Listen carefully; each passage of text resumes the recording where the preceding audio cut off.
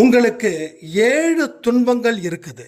இந்த 7ஐயும் கடக்கணும். இந்த 7ஐயும் கடக்கணும்னா இந்த வழியில தான் நீங்க கடக்க முடியும். வேற எந்த வழியில போனாலும் ஒரு துன்பத்தை கூட நீங்க சத்தியமா கடக்கவே முடியாது. அதை கடப்பதற்கு நமக்குள்ள இருக்கக்கூடிய ஒரு விஷயம் இருக்கு. அந்த விஷயத்தை நீங்க இந்த நிமிஷம் அது இருக்குதுன்னு நம்ப ஆரம்பிச்சிட்டா இந்த 7 துன்பத்தையும் உங்களால் கடக்க முடியும். இல்லைன்னா இந்த 7 துன்பம் என்னவாகும் தெரியுமா? 70 துன்பமாக மாறும். அந்த 70 துன்பம் 700 துன்பமாக போகும்.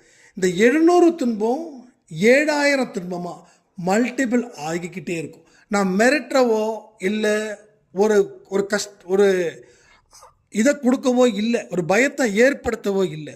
உண்மையை சொல்கிறேன். உலகத்தை நீங்கள் நல்லா புரிஞ்சுக்கிட்டா நல்லா வாழ முடியும். ஆனால் மாற்றி புரிஞ்சுக்கிட்டா அடுத்த ஸ்டெப்பு எடுக்கிறதே இங்கே கஷ்டம்தான்.